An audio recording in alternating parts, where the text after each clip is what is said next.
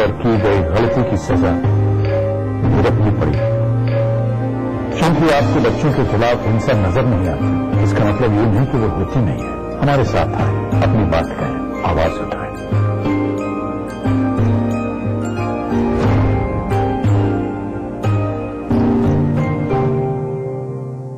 ताइवा inverter battery, नया रूप, नई तकनीक, अब पहले से 40% ज्यादा पावर बैकअप। ताइवा इन्वर्टर बैटरी। दुनिया नहीं जागीर किसी की, राजा हो या रंग यहाँ तो सब है चौकीदार। कुछ तो आकर चले गए, कुछ जाने को तैयार। ये दुनिया नहीं जागीर किसी की। दास्तान सिर्फ समाचार प्लस पर।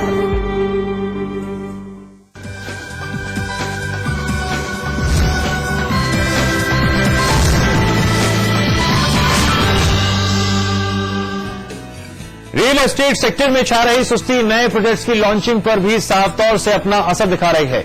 दिल्ली एनसीआर में साल के शुरू से लेकर अब तक नए रेजिडेंशियल यूनिटों की लॉन्चिंग में 28% तक कमी जो आई है। सेगमेंट के हब गुड़गांव में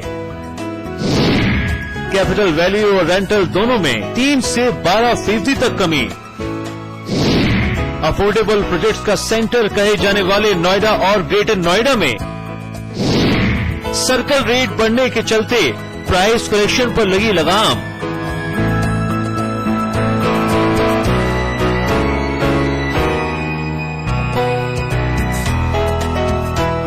जी हां, इंडस्ट्री के जानकारों के मुताबिक महंगे होते लोन और लंबित रेगुलेशन से सेंटीमेंट खराब होते जा रहे हैं। जब तक लॉन्ग टर्म में इन चीजों की तस्वीर साफ नहीं हो जाती, बायर्स आगे नहीं आएंगे। जनवरी से सितंबर 2013 तक एनसीआर में 30,442 रेजिडेंशियल यूनिटें लॉन्च हुई। 2012 की इस अवधि में 42,539 मकान लॉन्च हुए थे। घरों की लॉन्चिंग में 28% की आई गिरावट। दूसरी तिमाही के मुकाबले तीसरी तिमाही में गिरावट 3%। मार्केट में इन्वेंट्री बढ़ने और बायर सेंटीमेंट खराब होने के चलते डेवलपर्स प्रोजेक्ट डाल रहे हैं। हालांकि अफोर्डेबल के मुकाबले लग्जरी सेगमेंट को ज्यादा झटका लगा है।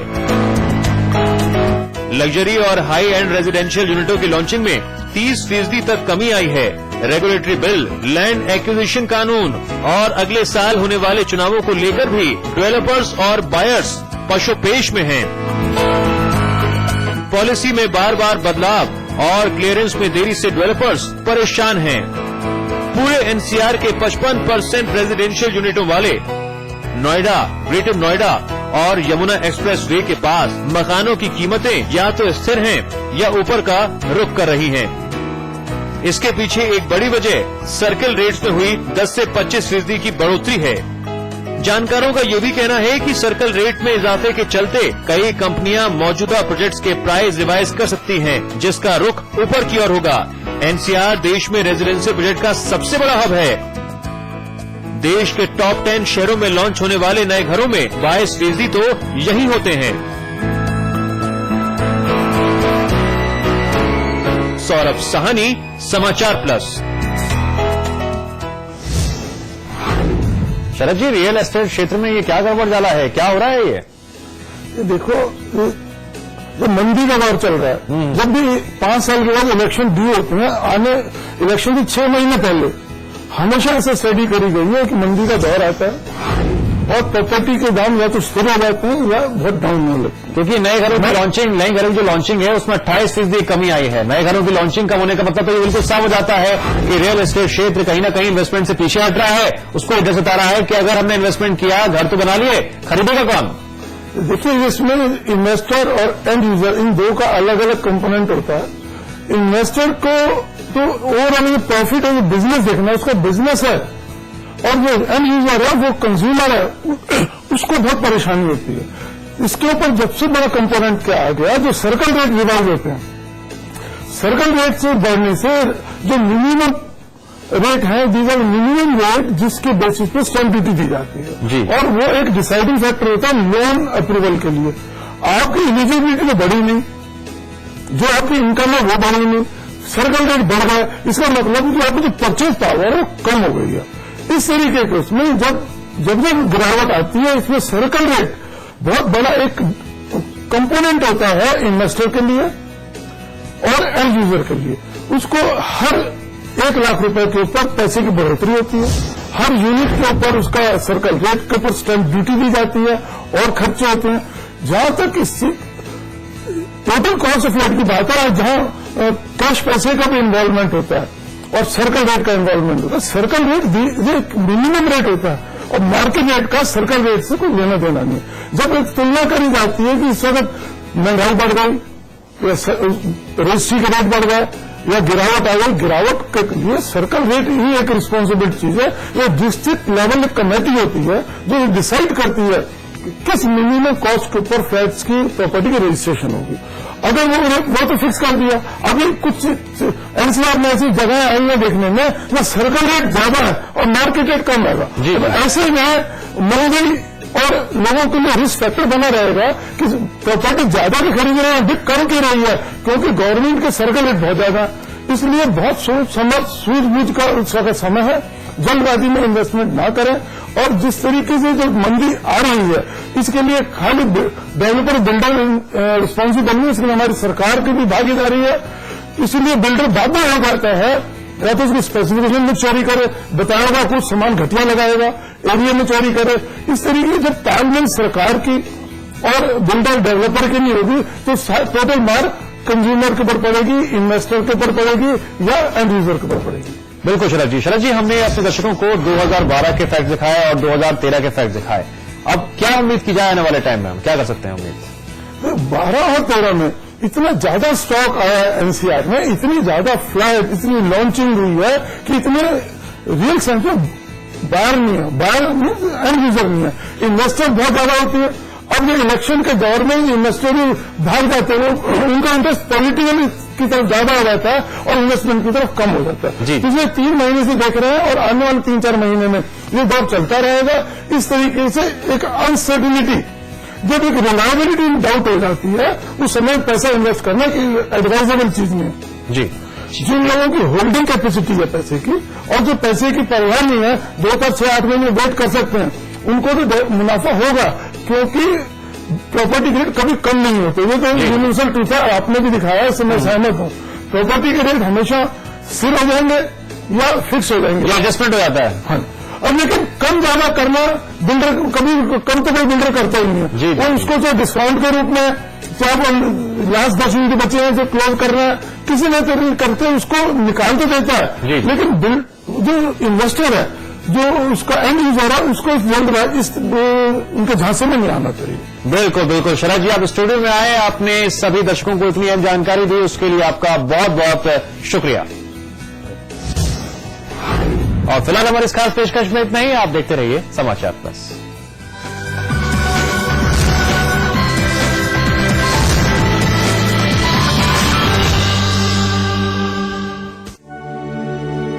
स्वाद बड़ी चीज है, स्वाद से बढ़कर कुछ नहीं, दूध से सादा पान मसाला। ये दुनिया नहीं जागीर किसी की, राजा हो या रंग यहाँ तो सब है चौकीदार। कुछ तो आकर चले गए, कुछ जाने को तैयार। ये दुनिया नहीं जागीर किसी की। दास्तान सिर्फ समाचार प्लस पर।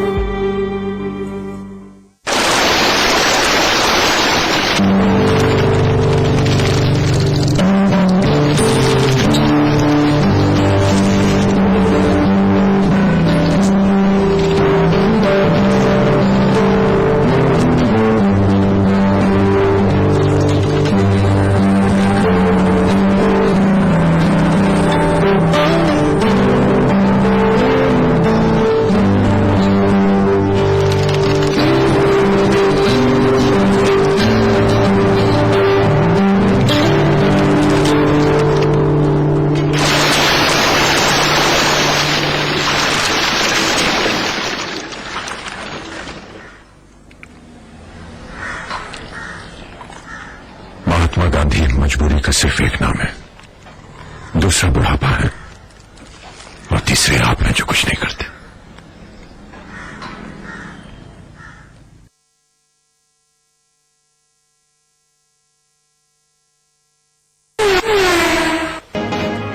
प्रधानमंत्री ने किया राष्ट्रमंडल देशों के शासनाध्यक्षों की बैठक से किनारा। मनमोहन की जगह विदेश मंत्री सलमान खुर्शीद करेंगे भारतीय प्रतिनिधित्व की अगुवाई। फिर तमिलनाडु में श्रीलंका के विरोध के मद्देनजर लिया फैसला। बाल बाल बचे गृह मंत्री सुशील कुमार शिंदे लैंड करते वक्त हेलीकॉप्टर का पिछला पहिया मिट्टी में धंसने से मचा हड़कंप। आरएफ लोक व्यवस्था अकादमी का उद्घाटन करने पहुंचे थे शिंदे। सपा सुप्रीमो मुलायम सिंह यादव ने नरेंद्र मोदी पर साधा निशाना, कहा यूपी में नहीं है मोदी का अस्तित्व, तीसरे मोर्चे की ही बनेगी सरकार।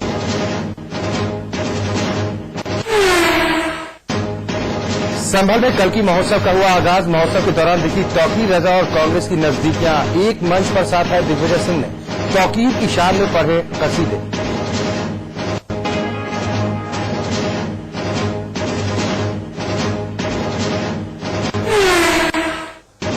उत्तराखंड में जारी है फार्मासिस्ट और लैब टेक्नीशियंस की हड़ताल। 21 सूत्री मांगों को लेकर जारी है कार्य बहिष्कार। दवाएं न मिलने से बेहाल हुए सूबे के मरीज।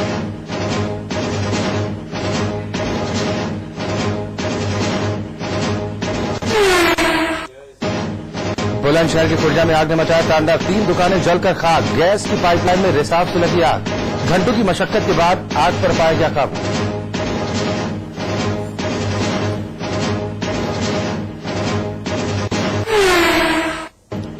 जर्जर पड़ा है बांदा का तिंदवारी राजकीय बालिका इंटर कॉलेज। भवन निर्माण की मांग को लेकर सड़कों पर उतरी छात्राएं।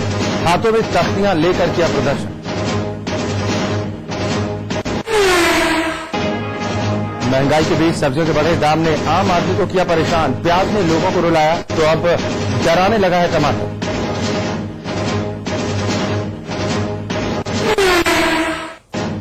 और फिलीपींस में हयान तूफान ने मचाया कहर। 10,000 से ज्यादा लोगों के मरने की आशंका। लाखों लोग हुए बेघर।